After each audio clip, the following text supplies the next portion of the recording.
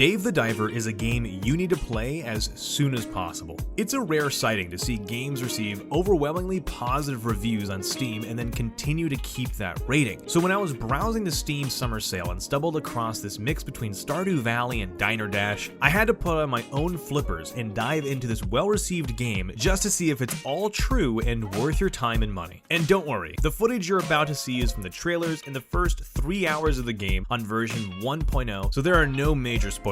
Dave the Diver is a casual single-player adventure RPG featuring deep-sea exploration with fishing during the day and sushi restaurant management at night. As the player, you join Dave and his quirky friends as they seek to uncover the secrets of the mysterious blue hole, which is the ocean and the land you operate on. The game costs $20, however I picked it up on sale for $17. I feel like the price for this game is justified without the sale. It took me around 22 hours to beat the game. That's practically $1 for every hour. I'm sure you could absolutely squeeze 30 hours in if you wanted to be a completionist, because man, there is a lot to do in this small little package. When starting the game, you get introduced to the tutorial pretty quickly, and everything starts to fall in place. You learn the basics on how to catch fish and the mechanics of being underwater. From there, you are then brought into the sushi restaurant, being told that you need to help refurbish the building after an earthquake, and this quickly shows you how to make money in the game, which is vital to understand since you'll be doing all types of things with the money you earn: upgrading equipment, buying new tools, decorating the shop, hiring new employees. You're going to be doing it all. After 30 minutes of heavy tutorial gameplay, the game lets go of your hand and you're allowed to explore the ocean and run the sushi restaurant by yourself. Occasionally you're introduced to new mechanics and important NPCs that guide you on your adventure, but they're added in smoothly and not in an obnoxious way, cluttering the flow of your playtime. The majority of the game will have you either in the waters diving for numerous discoveries or in the restaurant serving wonderfully crafted recipes. When you're in the water, you can complete quests and follow to-do lists for side jobs, or you can try and upgrade blueprints for new tech that helps future dives. I loved how the game scattered items along the ocean floor for discoveries. The items seemed to hug similar drop points, not making it hard to swim down deeper than you have to in order to find new items, which helps move the gameplay forward.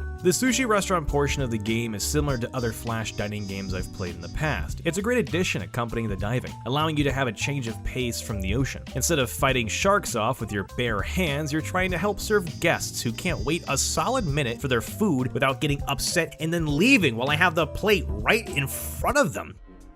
Oh no, we're gonna have a customer who's not happy. No. I'm coming over. I'm right here. The sushi right here. It was right. No proper serve. What do you mean, you bitch? I'm sorry. That's a rude thing to say, but you literally just sat down. You chose the farthest way away from the fucking sushi chef. How am I supposed to? You've seen my ankles. They can't support my body. What the fuck is this? This happened way too many times. That is until I hired new staff. You can hire new cooks, servers, and even deck out the restaurant in your preferred style as mentioned before, giving you more time to pour green tea and grind up some wasabi for the guests, making the overall experience easier the deeper you get into the game. Something to mention for those who may not enjoy them are the QTEs in the game, or quick time events. You'll find yourself executing these more so in the ocean when you're trying to catch fish or dodge sharks bolting straight towards you. You're gonna need to act quick here, or else you could lose everything. And lose everything you can. When you're diving into the ocean, Dave only has a little bit of time to breathe down there. You can find oxygen tanks, clams with air bubbles, or simply upgrade your scuba gear to last longer. But that air isn't just your breath, it's your health as well. When you're poked by a fish or bitten by a shark, you'll lose some air, and accompanying the air management, you also have a weight limit when catching fish or gathering supplies. So you'll need to be mindful of what each dive is for, or else you could end up losing it all. Don't worry though, because the death in this game is more of losing your items on that specific dive and less the progress of the story. As you continue through the game, you're introduced to main quests, and these quests allow the story to progress and move you forward in discovering new fish, mechanics, or simply new events, which in tandem allows you to gain a little bit of micro progression along with the overarching story, and let me tell you, there is a story. You can play at your own pace when receiving these story quests as well, so there's no pressure whatsoever on completing them in a certain amount of time. Now the game is separated into chapters, ending on these incredible story beats that you just need to experience on your own before I show you here. They make you want to keep playing the game just to get to the next chapter. You just don't want to put the game down. I was shocked to find out that there's several chapters in this game. Along with these jam-packed chapters, you also have mini-games, side quests at your restaurant, photo collections for the fish you capture, and so much more. It's incredible just how much content they filled into this game. Now, the developers did go for a pixel style for its art direction, which had me question just how much character they could pack into its full experience, but the game delivers hard. You get these wonderfully crafted cutscenes for such little upgrades and tasks that make you feel like you did something no one has ever achieved. Some of these scenes even made me laugh.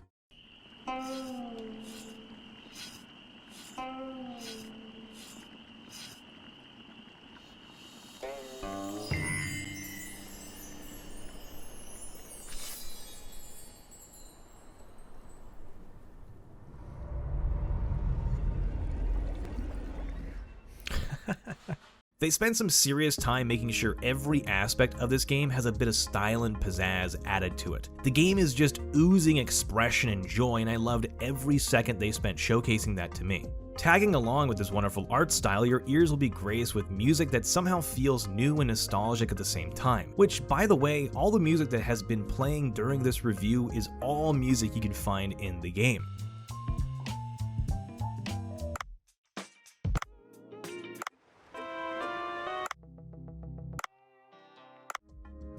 I can't put my finger on it, but it just makes me feel like I've heard these tunes at the best moments of my younger days. Luckily, if there's a new song you heard and you want to listen to it again, you have an app for that. If you didn't notice in the gameplay, all the features and side stuff you can interact with are in your phone. There's an app for everything. I love this detail because they could have easily had a bland menu on screen, but even the UI is taken care of when thinking about putting love and character into every detail for this game. I'll be honest, trying to find anything I didn't enjoy was hard, but I did manage to find a few things to mention. There is a grind for fish and materials at the start of the game. Granted, it is at the beginning when you're just starting out, but it's something worth mentioning for those who may not want that in a game where they're just trying to relax and enjoy the motions of the ocean. Speaking of motions, the angle at which you can fire the gun or harpoon underwater for combat purposes is a bit irritating. It baffles me that in a game about being underwater and more or less free from the idea of gravity, that your aim is locked into a 45 degrees horizontal view with no way to aim any higher or lower, without awkwardly repositioning poor Dave in the midst of having his butt chomped off by an angry shark. Lastly, it's just how long it takes before the bulk of the story begins to unravel itself. I know that there is a lot to this game, but I also know that there will be people out there looking to just sit down and play the game and get right into the meat of it all.